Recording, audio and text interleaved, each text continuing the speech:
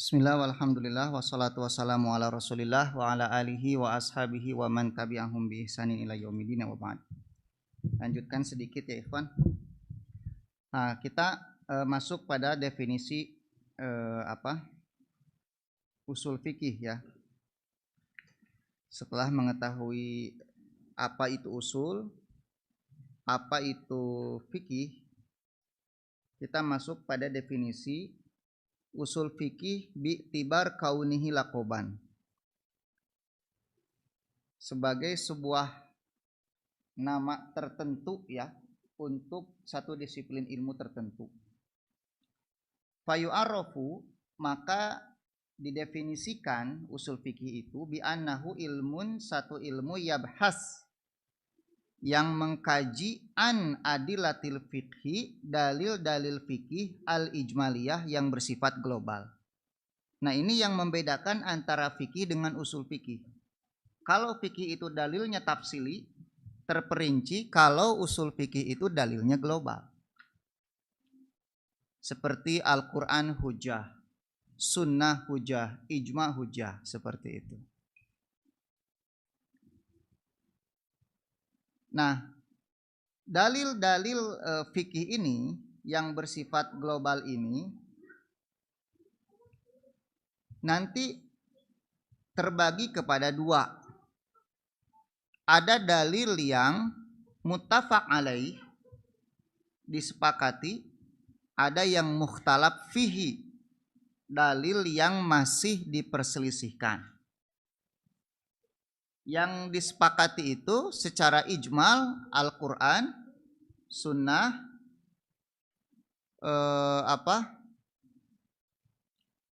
ijma ya, dan kias. Gitu, itu dalil-dalil yang disepakati. Ada yang diperselisihkan, seperti syar'uman qoblana misalnya, syariat sebelum kita, apakah syar'un lana atau bukan. Atau misalnya qaul as-sahabah, pendapat sahabat. Nah, nanti pendapat sahabat pun ada rinciannya.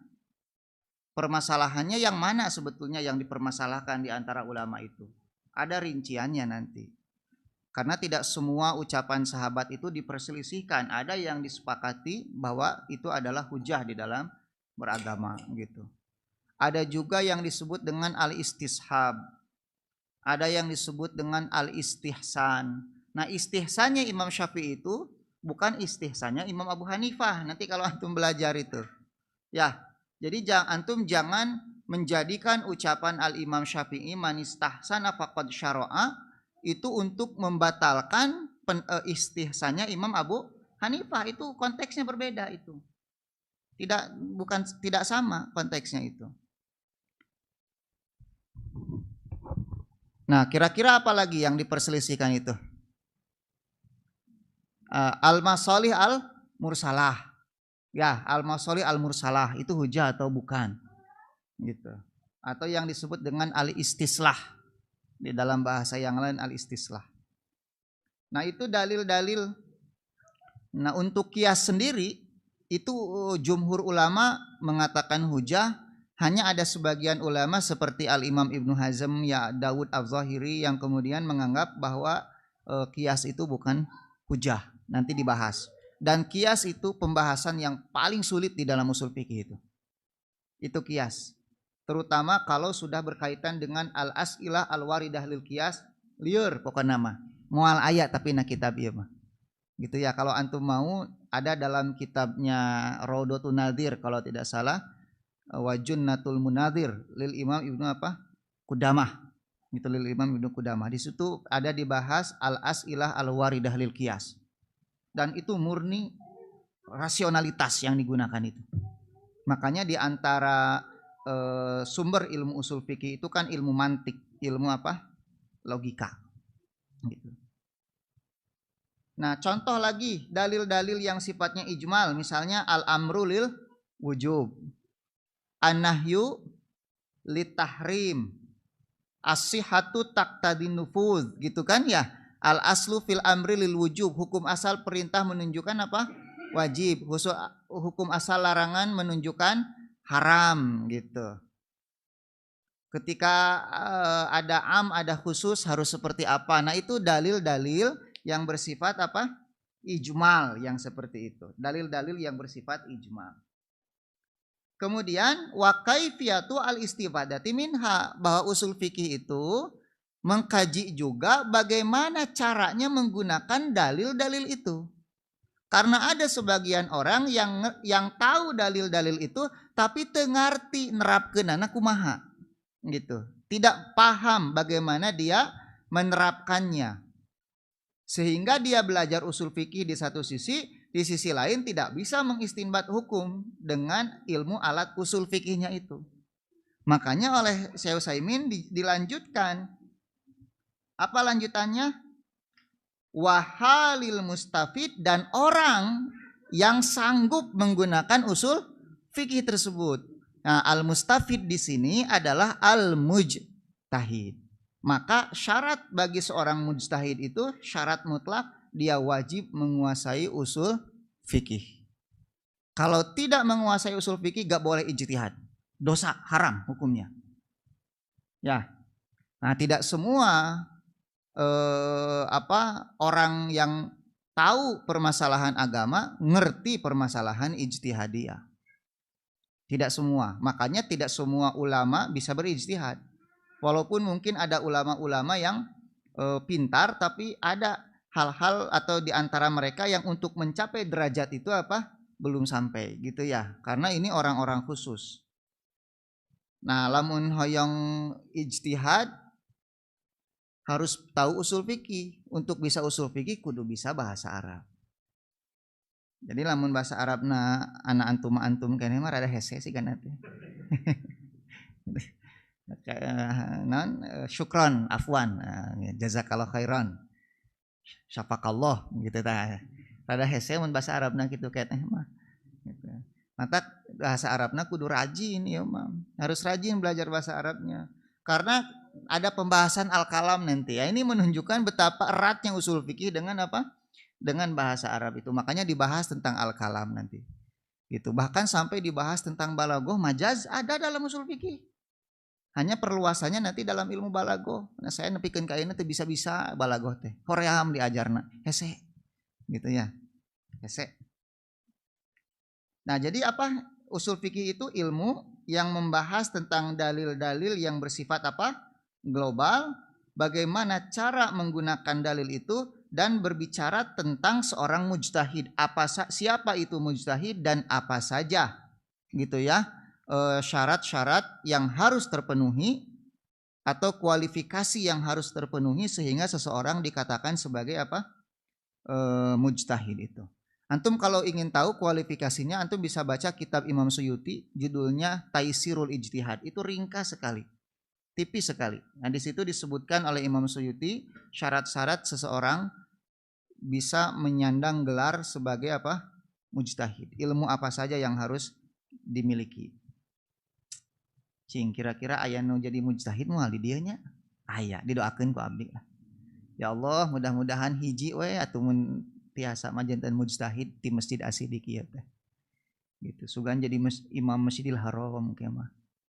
Imam Masjid Nabawi. Ieu mah doa amin kitu nih hese nyebut amin ge. Nah, di sini dikatakan ma'rifatu halil mustafid wa huwa al mujtahid. Sumiya mustafidan, dia disebut mustafid li'annahu yastafidu bi nafsihi, karena dia mengambil faidah secara mandiri al-ahkam, hukum-hukum min adilatihad, dari dalil-dalilnya. Artinya apa? Seorang mujtahid tidak boleh taklid kepada mujtahid yang lainnya. Enggak boleh.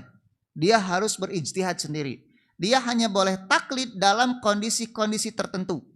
Misalnya ada permasalahan, dia tidak sanggup berijtihad, maka dalam kondisi seperti itu dia boleh mengambil ijtihad orang lain, maka posisinya dalam hal itu ketika itu berubah dari mujtahid menjadi muqallid. Gitu, mengikuti ulama yang lainnya. Tapi secara asal seorang mujtahid tidak boleh mengambil pendapat orang lain, dia harus mengambil hukum dari apa? Dari ijtihadnya sendiri. Ini yang disebut dengan mujtahid mutlak. Ya. Seperti siapa? Imam Abu Hanifah, Imam Malik bin Anas, Imam Syafi'i, Imam Ahmad. Makanya kalau ditanya Imam Syafi'i apa? Beliau itu muassis mazhab. Kalau mazhab Syafi'i, kalau Imam Syafi'i mazhabnya apa? Jawab beliau muassis mazhabnya. Yang membuat pondasi apa? Mazhab. Sebelum punya pondasi sendiri, mazhabnya apa? Ya Malik. Karena beliau muridnya Imam Malik. Beliau mengambil usul dan pendapat Imam Malik, tapi kemudian beliau menggabungkan antara madrasatul hadis dengan madrasatul ra'yi di Irak.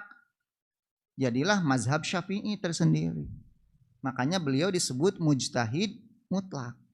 Jadi keliru kalau ada yang bertanya, Imam Syafi'i mazhabna naon? Muasisnya, pendirinya gitu ya. Nah, kalau Imam Muzani itu namanya mujtahid mutlak muntasib disebutnya.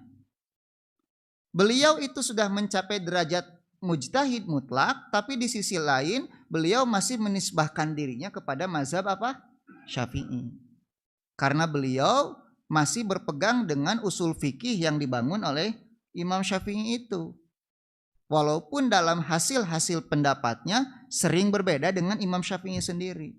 Beliau punya kitab Al-Mukhtasar namanya, ringkasan dari gitu. 1 jilid saja. Ya, 1 jilid saja. Itu kan yang di saya itu 4 jilid. Nah, Imam Muzani itu 1 jilid saja, diringkas. Tapi hasil dari ringkasan tidak semuanya sama dengan apa yang ada di kesimpulannya. Tapi beliau tidak mengatasnamakan mazhab Muzani, tidak. Beliau disebut mazhab apa? Asy-Syafi'i, karena usulnya masih menggunakan usul Imam Syafi'i dalam berijtihad. Ada nanti yang disebut dengan al-mujtahid fil mazhab. Mujtahid di dalam apa? Mazhab. Beliau membandingkan pendapat-pendapat yang berbeda di dalam satu mazhab, kemudian mentarjih mana yang lebih kuat di antara ulama-ulama itu. Gitu. Jadi kalau antum mengkaji kitab Syafi'i, ulah tarjih Hambali. Tekenging eta teh. Mengkaji kitab Ghoyatut Takrib Imam Abu Syuja. Ari tarjih Hambali. Lantaran unggal di asidik diajarna Hambali wae. Kan di asidik mah Hambali yang diajarkan selama ini. Lantaran mengajar fikihna kan saya di dia. Kita itu kebanyakan Hambali kita itu. Kalau antum mau tahu.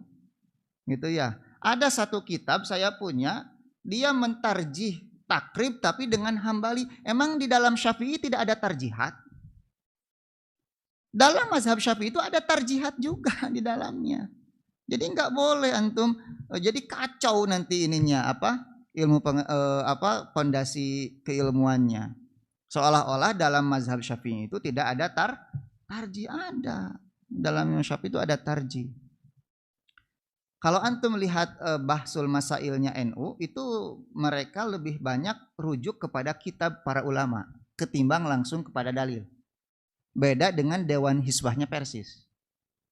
Kalau Dewan Hisbah Persis itu mereka langsung rujuk kepada dalil. Kalau NU itu rujuknya kepada aqwal ulama. Dengan asumsi apa? Bahwa tidak ada ulama yang berpendapat tentang satu permasalahan fikih kecuali punya apa? Dalil. Pasti punya dalil ulama itu. Makanya saya sering mengatakan bahwa perbedaan pendapat dalam fikih itu rasional semuanya. Itu bersandar kepada dalil. Gitu, hanya tinggal nanti dalil yang digunakan seperti apa, gitu ya.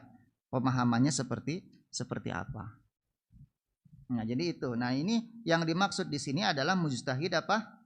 Mutlak, yang mengambil hukum langsung dari dalilnya, libulugihi martabatal ijtihad, karena dia sudah mencapai derajat ijtihad.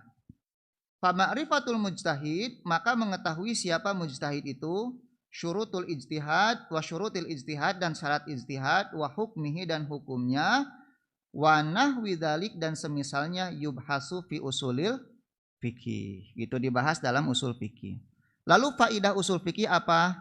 inna usulal fikhi, sesungguhnya usul fikih ilmun jalilul qadri, ilmu yang nilainya sangat tinggi, baligul ahamiyah, sangat penting, gozirul faidah, banyak faidahnya. Apa faidahnya itu? At-tamakkunu, memungkinkan seseorang, min husuli kudratin, memperoleh kemampuan, yastati'u biha, yang dengannya dia sanggup, istikhrajal ahkam syar'iyah, mengeluarkan hukum syariat, min adillatiha, dari dalilnya, ala ususin salimah, di atas pondasi yang benar. Jadi fungsi usul fikih itu untuk menjaga sebisa mungkin seorang mujtahid di dalam berijtihad supaya ijtihadnya tidak keliru. Walaupun seringkali terjadi apa? Kekeliruan, namanya juga manusia. Tapi fungsinya itu seperti ilmu nahwu, fungsinya menjaga apa? Lisan, supaya kita tidak salah di dalam berbahasa Arab. Tapi geus diajar nahwu ge angger salah wae. Kan gitu. Seperti ilmu mantik, fungsinya apa? Untuk menjaga rasionalitas dan logika kita supaya tidak salah di dalam berpikir. Jadi seperti itu fungsi usul fikih itu. Sehingga mujtahid itu punya pegangan di dalam mengistinbat hukum. Orang yang mengistinbat hukum tanpa usul fikih, dia lebih banyak memudorotkan ketimbang maslahatnya. Gitu ya. Orang misalnya punten ngahalalkeun rokok, eta kumaha usul fikihna eta. Gitu. Lamun rokok wae nepikeun ka halal. Nya, teu kaharti sigana usul fikihna geus tingkat tinggi gitu eta mah.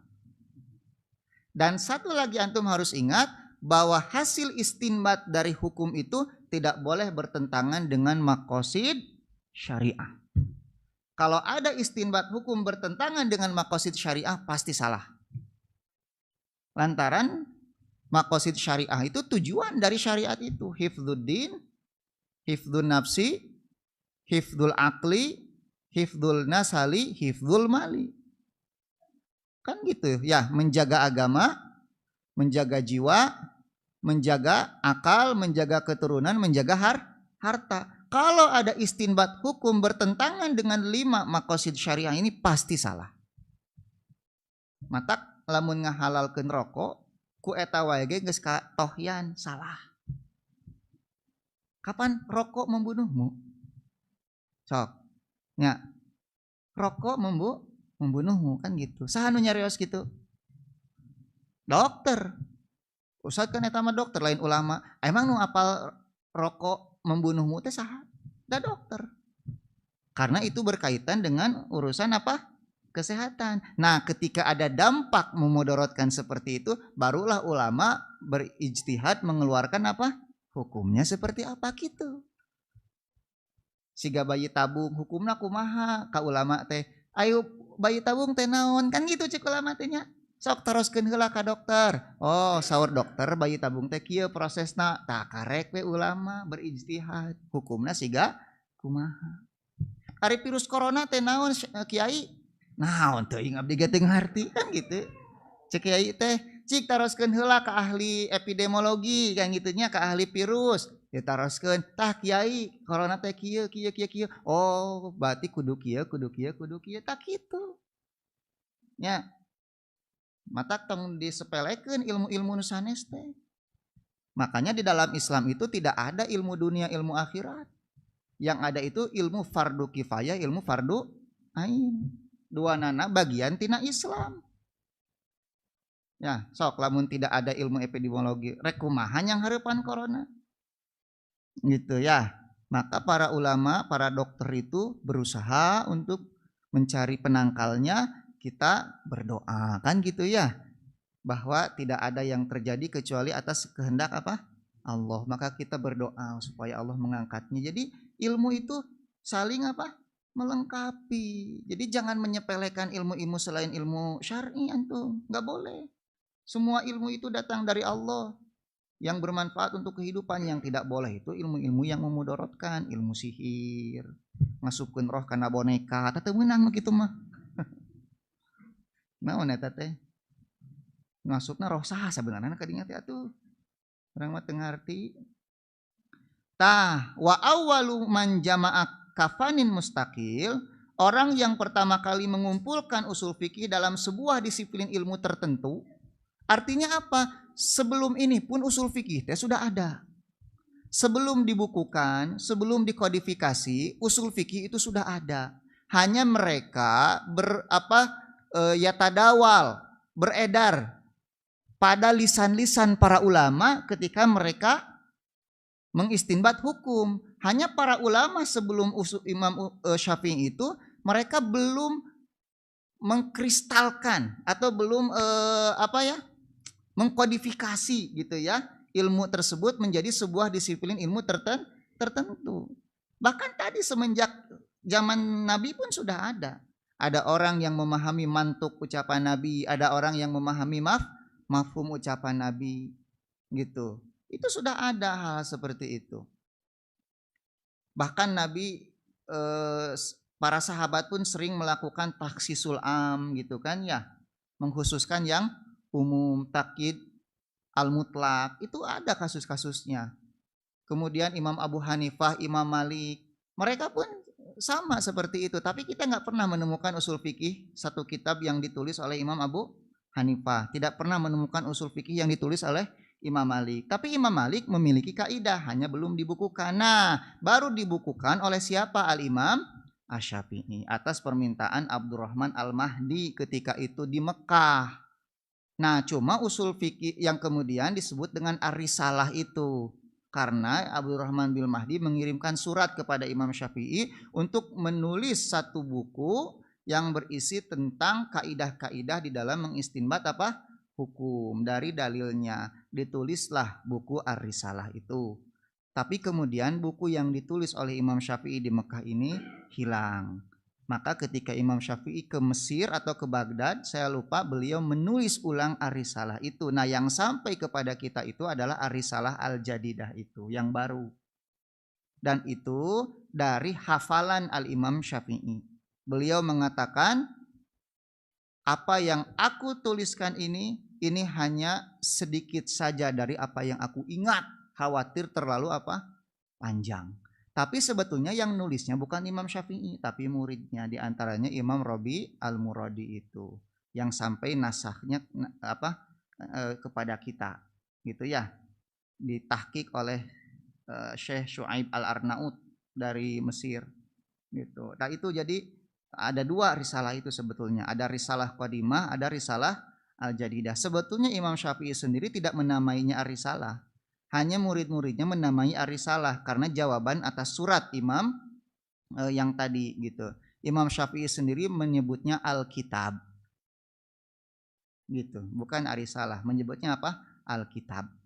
Nah, kalau orang Syiah mengatakan yang pertama kali mengumpulkan itu adalah Imam Ja'far As-Shadiq. Nah, padahal tidak ada bukti tertulisnya yang sampai kepada kita. Dan Imam Ja'far As-Shadiq bukan Imam Syiah, tetapi Imam Ahlus Sunnah wal Jamaah. Antum harus catat ini. Itu hanya ngaku-ngaku saja. Beliau Ahlus Sunnah wal Jamaah tulen. Ya, dan berlepas diri dari Syiah. Nah, jadi kitab risalah inilah yang kemudian menginspirasi ulama-ulama yang lain seperti mazhab Ahmad bin Hambal, Malik gitu ya. Makanya disebutlah usul fikih itu nanti ada dua thariqah, ada thariqah Hanafiyah, ada thariqah Syafi'iyah. Nah, thariqah Syafi'iyah ini disebut thariqatul jumhur karena Malikiyah pun Hambaliyah pun merujuknya kepada usul fikih yang ini oleh Imam Syafi'i, walaupun dalam kasus-kasus tertentu ada perbedaan nanti. Gitu. Apa bedanya Hanafiyah dengan Syafi'iyah atau thariqatul jumhur atau thariqatul ahlil kalam? Nah, disebut thariqatul ahlil kalam karena orang ahlil kalam pun sama merujuknya kepada kitab Imam Syafi'i itu. Perbedaannya, kalau Imam Syafi'i membangun kaidahnya diistinbat dari dalil Al-Quran dan Sunnah, ucapan sahabat, bahasa Arab. Kalau Hanafiyah diistinbat dari pendapat-pendapat ulamanya. Jadi kan para ulamanya berijtihad tuh. Dengan usul yang ada pada mereka, kemudian kesimpulannya lahir. Nah, diikuti ketika mereka berpendapat seperti ini, cara berpikirnya seperti apa ulama itu, maka dijadikanlah kaidah usul di situ. Itu bedanya antara Hanafiyah dengan Syafi'iyah. Gitu ya. Jadi kira-kira lebih objektif yang mana kira-kira? Nah, jadi kalau Imam Syafi'i itu dalilnya dulu. Misalnya perintah menunjukkan wajib. Cek saha? Cek dalil. Mana dalilnya? Iya. Talamun dalilna ieu ti mana memahami bahwa kesimpulannya perintah menunjukkan wajibnya siga kieu tak kitu carana. Itu ya, nantilah kita bahas. Summa taba'ahul ulama fidzali, kemudian para ulama mengikuti fa'allafu fihi ta'alif mutanawi'ah, mereka menulis kitab-kitab usul fikih yang bermacam-macam, ma baina mansurin wa manzum, ada yang bersifat insya'i, mansur, ada yang bersifat nuzum, mukhtasar, ringkas, mabsut, panjang lebar, hatta sorofanan mustaqilan, sehingga menjadi kaidah ilmu, satu ilmu tertentu, lahu kianuhu, yang memiliki eksistensi wa mumayyizatuhu, dan keutamaannya. Nah, kalau antum nanti melihat kitab risalah, antum tidak akan menemukan bab-bab yang tersusun sistematis seperti ini, tidak. Dari mulai definisi usul fikih, enggak. Imam Syafi'i itu memulai babnya dari Al-Bayan. Gitu ya. Sebelum Al-Bayan, muqaddimahnya beliau berbicara tentang Al-Qur'an itu bahasa Arab. Gitu.